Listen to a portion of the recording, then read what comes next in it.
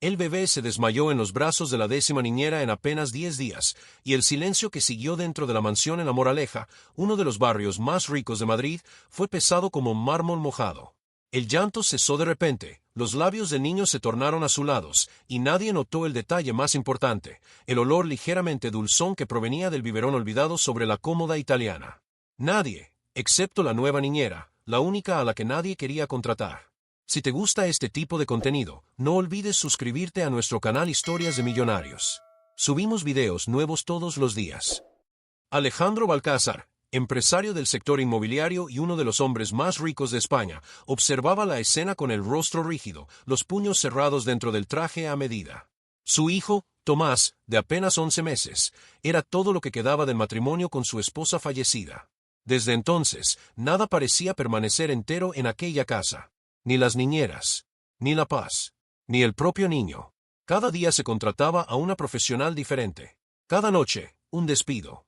Algunas pedían marcharse llorando, otras desaparecían sin despedirse. Todas decían lo mismo, en susurros incómodos, había algo mal con el niño. Algo que no sabían explicar. En el centro de la casa, siempre elegante, siempre demasiado serena, estaba Clara Montenegro, la prometida de Alejandro. Alta, de voz suave, gestos calculados. Consolaba al millonario con manos frías y ojos demasiado atentos, insistiendo en que Tomás solo era frágil, que los médicos ya habían descartado cualquier cosa grave. Es solo adaptación, decía, sonriendo como quien da por cerrado un asunto incómodo. La nueva niñera se llamaba Lucía Rojas. Tenía 39 años, las manos marcadas por productos de limpieza y un historial de rechazos que la acompañaba como una sombra. Había sido limpiadora durante casi toda su vida. Había cuidado niños en silencio, siempre invisible. Aquella vacante le fue ofrecida por pura desesperación. Ninguna otra candidata había aceptado. Lucía no vestía un uniforme caro ni hablaba con un acento refinado. Pero al tomar a Tomás en brazos, sintió algo que no figuraba en ningún informe médico. El cuerpo del bebé estaba demasiado frío. El olor del biberón no era normal. Había un sabor metálico en el aire, casi imperceptible, mezclado con el perfume caro que Clara usaba a diario. Mientras los demás adultos discutían agendas, contratos y médicos privados, Lucía se quedó quieta, sintiendo el peso de aquella criatura frágil respirar con dificultad contra su pecho. Algo allí no era coincidencia. No eran despidos. No era mala suerte.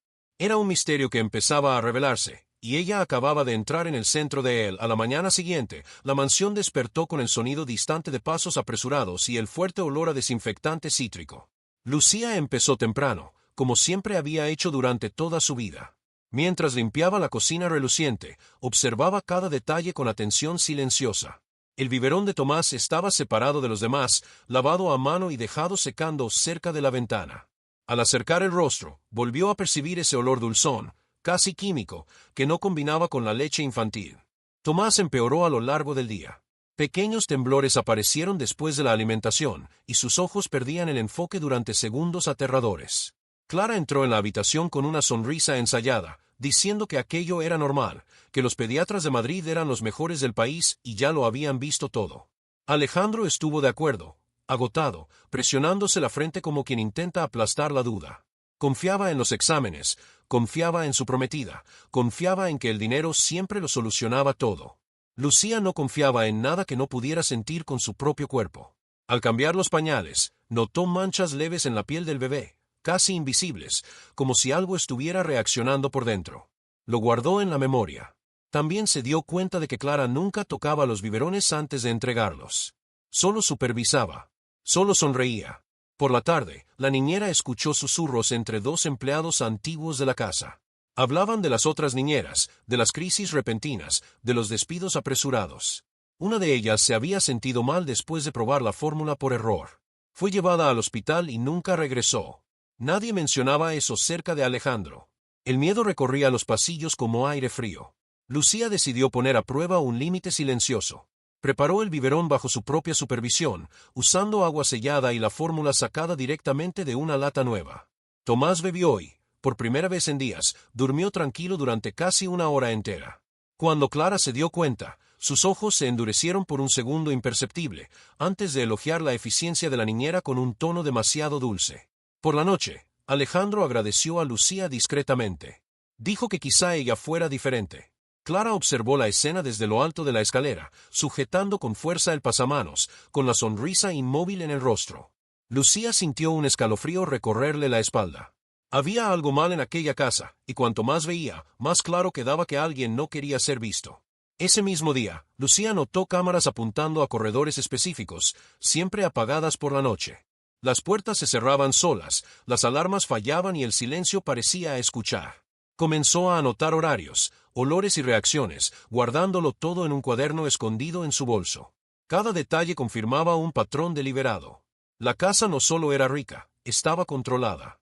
Y quien controlaba conocía rutinas, debilidades y miedos. Al observar a Clara hablar con médicos en llamadas privadas, Lucía comprendió que la verdad exigiría paciencia, valentía y aislamiento. Decidió mantener distancia, sonreír poco, escuchar más y prepararse para lo peor, porque los niños no enferman así sin causa, y los accidentes repetidos siempre esconden intenciones humanas oscuras, calculadas y frías. En la tercera noche, Lucía casi no durmió. La pequeña habitación que le dieron en el anexo de la mansión parecía respirar junto con ella, crujiendo con cada cambio de viento. A las 3 de la madrugada, un ruido seco resonó por el pasillo principal. No era una alarma. Era el sonido de un vidrio siendo colocado de nuevo con demasiado cuidado. Lucía se levantó despacio, con el corazón latiendo fuera de ritmo, y abrió la puerta solo lo suficiente para espiar. Vio a Clara salir de la cocina con algo pequeño en las manos. Un frasco transparente, oculto dentro del albornoz de seda. La luz tenue se reflejó por un segundo en el líquido incoloro antes de desaparecer por el pasillo. Clara no se dio cuenta de que estaba siendo observada. O se dio cuenta y no le importó. La sonrisa que apareció en su rostro, sola, en la oscuridad, no era la de alguien tranquila. Era la de alguien que tenía el control. Al día siguiente, Tomás volvió a sentirse mal. No fue un desmayo completo, sino una caída brusca de la presión que hizo que el monitor pitara. Los médicos fueron llamados de urgencia. Clara lloró en brazos de Alejandro, diciendo que quizás sería mejor hospitalizar al bebé, alejarlo de la rutina de la casa. Lucía sintió un hielo en el estómago. Hospitalizarlo significaba perder acceso. Significaba perder el poco control que tenía. En medio del caos, Lucía percibió algo aún más grave. El biberón que ella misma había preparado estaba intacto, dejado a un lado. Tomás había sido alimentado con otro. Uno que ella no había visto. Uno que no estaba en la cocina minutos antes. Aquello no era descuido. Era sustitución. Clara empezó a cambiar su comportamiento con Lucía. Demasiadas preguntas. Miradas largas. Comentarios sutiles sobre confianza y lealtad. En un momento aparentemente casual, mencionó que a Alejandro no le gustaban los empleados curiosos, que ya había despedido gente por menos. La amenaza llegó envuelta en una voz suave, como perfume caro cubriendo veneno. Lucía sintió el peso real del peligro esa tarde, cuando encontró su cuaderno abierto dentro del bolso. Las anotaciones seguían allí, intactas, pero fuera de orden. Alguien había tocado. Alguien sabía que ella observaba. Ya no había margen para el error. Al salir de la habitación de Tomás, encontró a Clara parada en la puerta, bloqueándole el paso. El pasillo estaba vacío. Las cámaras, apagadas. Clara sonrió, pero sus ojos estaban fríos, calculadores. Dijo que admiraba la dedicación de Lucía, pero que un exceso de celo podía malinterpretarse. Se acercó lo suficiente como para que Lucía sintiera el perfume fuerte, el mismo olor que parecía impregnar los biberones equivocados. En ese instante, Lucía comprendió que ya no era solo una niñera incómoda. Se había convertido en un obstáculo. Y los obstáculos, en aquella casa, no permanecían por mucho tiempo. A lo lejos, oyó llorar a Tomás, un sonido débil, irregular. Cada segundo contaba ahora. Ya no había tiempo para solo observar. La escalada había comenzado, y la próxima caída podía ser fatal, para el bebé o para ella. El punto de inflexión ocurrió en una mañana demasiado silenciosa para una casa con un bebé enfermo. Lucía entró en la habitación de Tomás y sintió de inmediato que algo no estaba bien. El aire parecía más pesado, casi químico. El niño estaba pálido, los labios sin color, la respiración corta e irregular. El biberón estaba vacío junto a la cuna, aún tibio. Lucía tocó el cuerpo del bebé y sintió un frío que no concordaba con el clima de Madrid en aquella primavera. No gritó. No llamó a nadie. Algo dentro de ella le decía que el tiempo de pedir ayuda había terminado. Con manos firmes pese al temblor interno, tomó el biberón y lo acercó discretamente a la nariz. El olor era más fuerte. Demasiado dulce. Demasiado artificial. El mismo sabor metálico que había sentido el primer día regresó con intensidad, quemándole la garganta. Lucía corrió a la cocina, cerró la puerta con llave y vertió el resto del líquido en el fregadero, observando la forma extraña en que escurría, casi aceitosa, distinta a la de la leche común. El teléfono vibró en su bolsillo. Un mensaje de Clara. ¿Está todo bien con Tomás? Voy a subir. Lucía no respondió.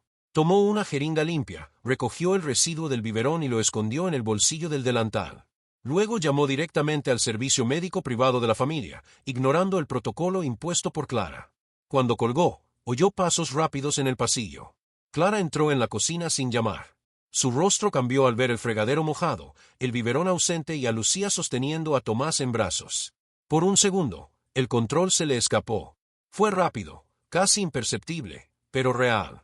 La máscara volvió enseguida. No tenías autorización para eso, dijo, con voz baja y peligrosa. Lucía no respondió. Solo miró a Clara con firmeza, como nunca había mirado a nadie en aquella casa. Ya no era miedo. Era decisión. Clara lo percibió. Y dio un paso atrás. Cuando Alejandro llegó, encontró a su hijo siendo atendido por los médicos y a Clara llorando otra vez, diciendo que la niñera había actuado por impulso. Pero había algo distinto en ese llanto. Alejandro miró a Lucía y, por primera vez, no vio a una empleada prescindible. Vio a alguien dispuesto a proteger a su hijo a cualquier precio. Mientras los médicos estabilizaban a Tomás, Lucía sintió que no había vuelta atrás. Había cruzado una línea invisible. Ahora tenía que llegar hasta el final, costara lo que costara. Después de aquel día, Lucía dejó de ser invisible. No de manera oficial, no en los contratos ni en los corredores elegantes de la mansión, sino en la mirada atenta de Clara, que empezó a seguirla como una sombra educada. Cada paso de Lucía era observado. Cada gesto, medido. Aún así, algo había cambiado dentro de ella. El miedo ya no paralizaba, organizaba. Comenzó a actuar en silencio absoluto. Empezó a llegar más temprano a la habitación de Tomás y a salir más tarde. Guardaba los biberones limpios en un armario separado, cerrado con una llave improvisada que llevaba siempre pegada al cuerpo.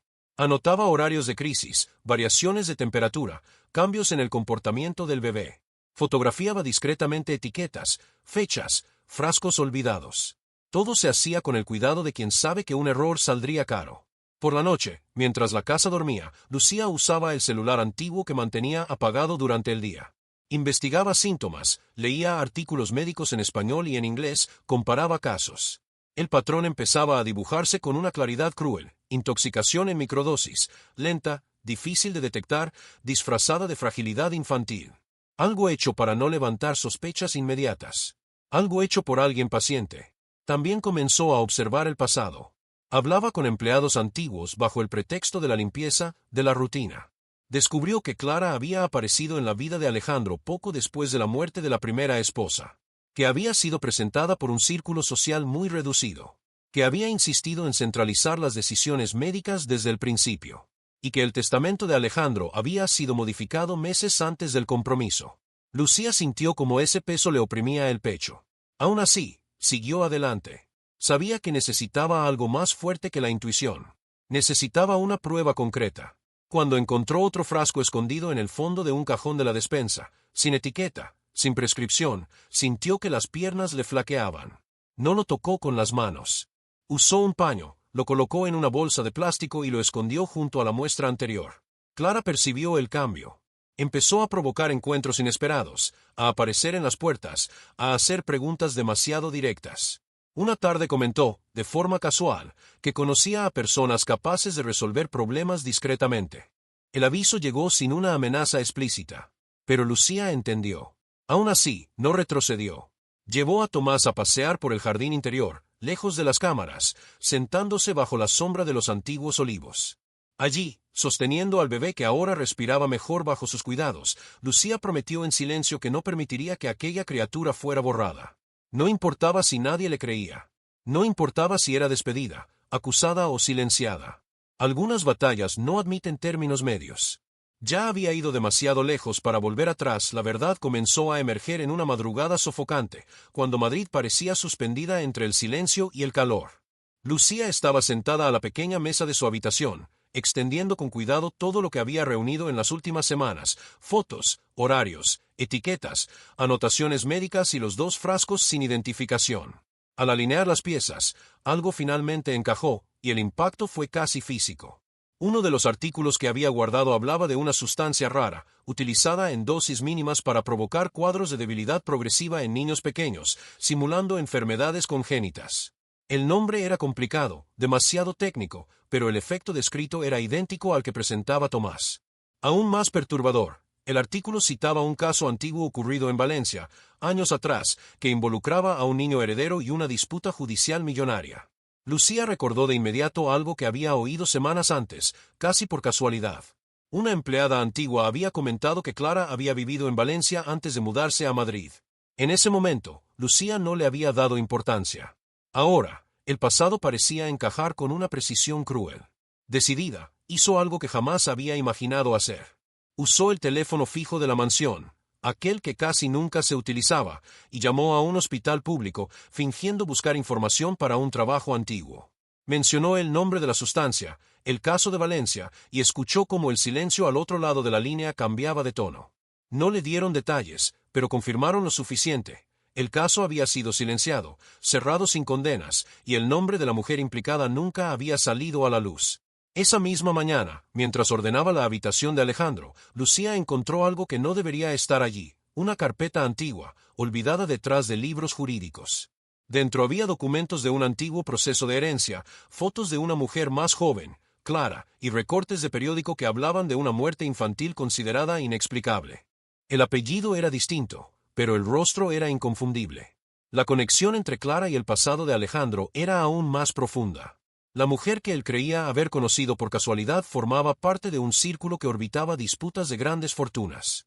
El compromiso no era romance, era estrategia. Y Tomás, el heredero legítimo, era el último obstáculo. Lucía sintió náuseas al comprenderlo todo.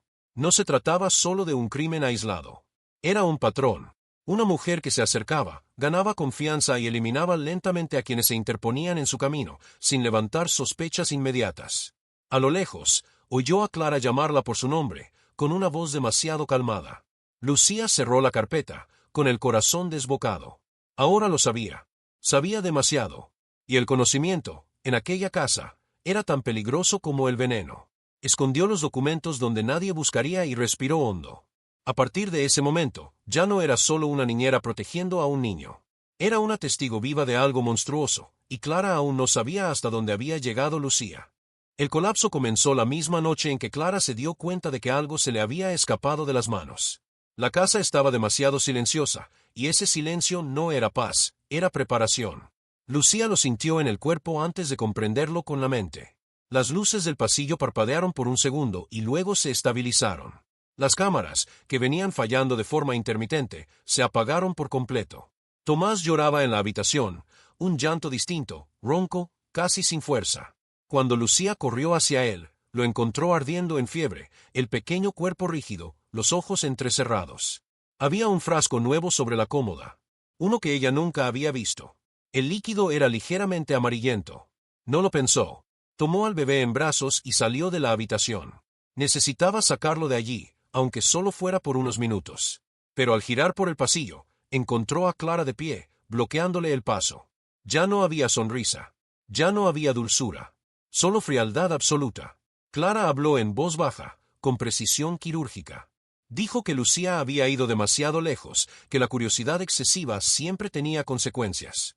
Comentó, casi con hastío, que nadie echaría de menos a una niñera rechazada, sin familia importante, sin influencia. Luego miró a Tomás como quien observa un problema a punto de resolverse. Lucía retrocedió un paso. El bebé comenzó a convulsionar en sus brazos. Fue entonces cuando comprendió que Clara ya no pretendía fingir. El plan había entrado en su fase final. Con un movimiento rápido, Lucía corrió hasta el cuarto de servicio y cerró la puerta con llave. Llamó al servicio de emergencias públicas, ignorando cualquier instrucción previa. Mientras describía los síntomas, sintió el picaporte girar del otro lado, con fuerza. Clara golpeaba ahora, sin ocultarse. El bebé empeoraba. La respiración fallaba. Lucía lloraba en silencio, apretando el pequeño cuerpo contra el suyo, suplicando que resistiera. Comenzó a oírse el crujido de la madera.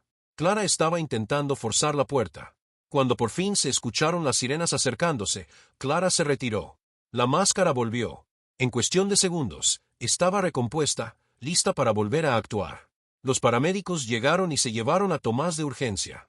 En medio del caos, Lucía fue apartada, interrogada, ignorada. Clara tomó el control del relato, diciendo que la niñera había sido negligente, que había actuado sin autorización. Pero había algo que Clara no sabía. Lucía aún tenía las pruebas. Y ahora, con el niño en estado crítico, el tiempo de las mentiras se estaba agotando. Aquel era el punto de no retorno.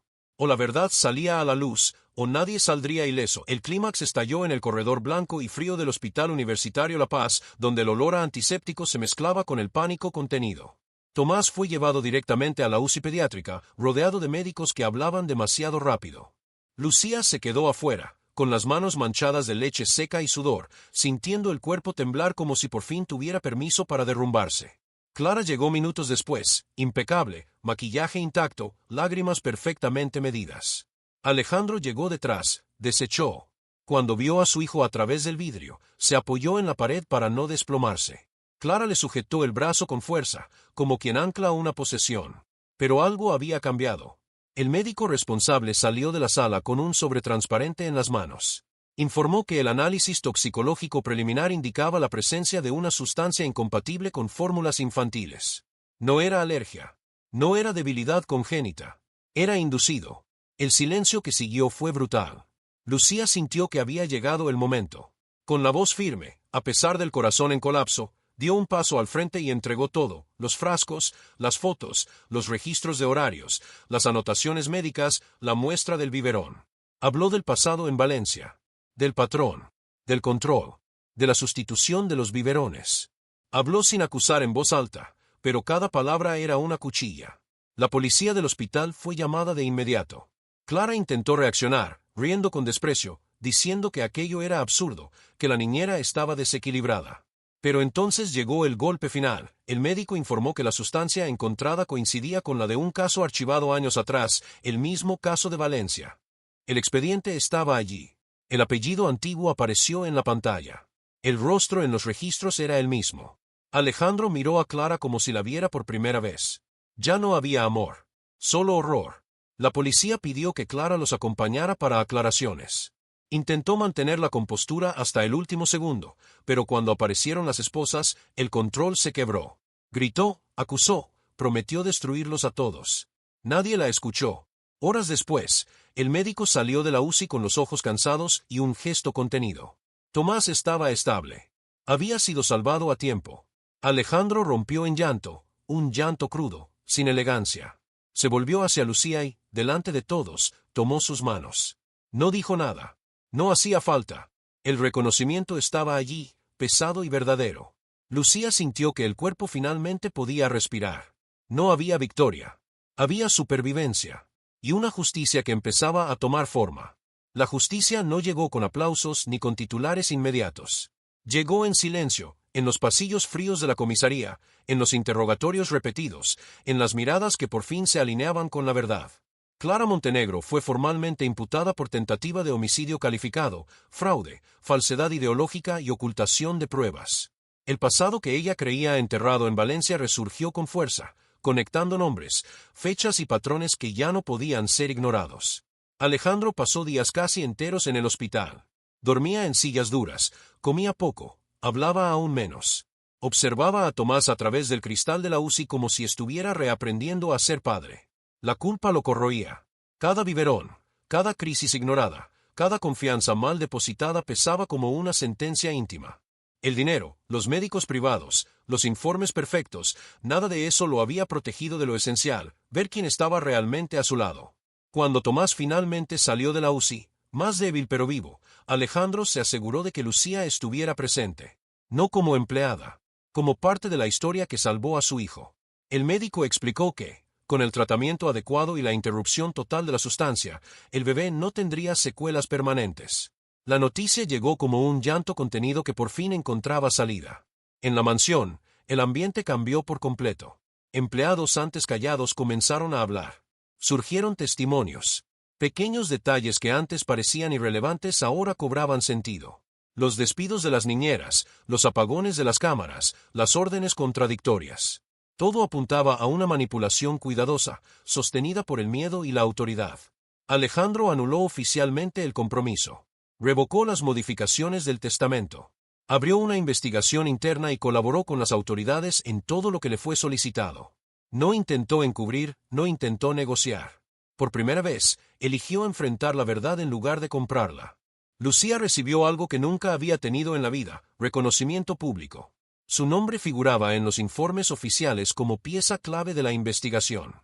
Fue invitada a declarar como testigo protegida. Pero lo que más la marcó no fue eso. Fue cuando Alejandro, en privado, le pidió perdón. No como millonario, como padre. Dijo que ella había salvado lo que él casi perdió por confiar demasiado y ver demasiado poco. Lucía regresó aquella noche a la habitación sencilla del anexo, exhausta. Se sentó en la cama y lloró en silencio. No de miedo, no de alivio completo, sino de la comprensión profunda de que algunas personas solo son vistas cuando deciden no desaparecer. El niño estaba a salvo. La verdad, expuesta. Y nada de eso habría ocurrido si alguien rechazado por todos hubiera elegido guardar silencio. Meses después, la mansión de la Moraleja ya no era la misma. Las paredes seguían blancas, los jardines impecables, pero el silencio había cambiado de naturaleza. Ya no era el silencio que ocultaba secretos, era el que llega después de la tormenta. Un silencio de reconstrucción. Clara Montenegro aguardaba juicio en prisión preventiva. Nuevas investigaciones vincularon su nombre a otros 2 casos antiguos, ambos relacionados con herederos y fortunas disputadas. El patrón que Lucía había intuido se convirtió en materia de investigación formal. Por primera vez, no había dinero suficiente para borrar las huellas. Su rostro apareció en los noticieros, ya no como la elegante prometida, sino como símbolo de una manipulación fría y calculada. La mujer que lo controlaba todo había perdido el control definitivo. Alejandro vendió parte de sus negocios. Redujo compromisos. Se alejó de círculos sociales que antes llamaba amigos. La experiencia lo envejeció por dentro, pero también lo despertó. Comenzó a acompañar cada consulta de Tomás, cada comida, cada pequeño progreso. El niño, ahora con más energía, volvió a aprender a sonreír sin dolor. Sus primeros pasos fueron lentos, inseguros, pero firmes. Cada paso era una victoria silenciosa contra el destino que casi le fue impuesto. Lucía no volvió a ser invisible. Rechazó propuestas exageradas, entrevistas sensacionalistas y promesas vacías. Aceptó solo lo que tenía sentido. Alejandro le ofreció un puesto permanente, con autonomía y respeto. Más que un contrato, le ofreció confianza. Por primera vez, Lucía no necesitaba demostrar nada a nadie. Su valor estaba escrito en los hechos. Siguió siendo sencilla. Paseaba con Tomás por el jardín, le enseñaba palabras, observaba el mundo con la misma mirada atenta de siempre. Pero ahora había algo nuevo en sus pasos, dignidad reconocida. No la que viene de los títulos, sino la que nace cuando alguien elige hacer lo correcto aun sabiendo el precio. Con el tiempo, Lucía comenzó a colaborar con un programa de protección infantil, ayudando a otras familias a reconocer señales que casi nadie ve. No buscaba heroísmo. Buscaba prevención. Sabía que el mal rara vez se presenta como villano, suele sonreír, vestir bien y pedir confianza. Alejandro, en una carta que nunca se hizo pública, escribió que la mayor lección de su vida no vino de libros, empresas ni pérdidas financieras. Vino de una mujer a la que todos rechazaron, pero que se negó a abandonar a un niño. Tomás crecería sin recordar el peligro que enfrentó, pero viviría porque alguien escuchó lo que su cuerpo intentaba decir cuando nadie más quiso escuchar. Y esa es la verdad más dura y más humana de todas. Las historias reales no están hechas solo de poder y dinero, sino de valentía silenciosa, casi siempre proveniente de donde nadie la espera.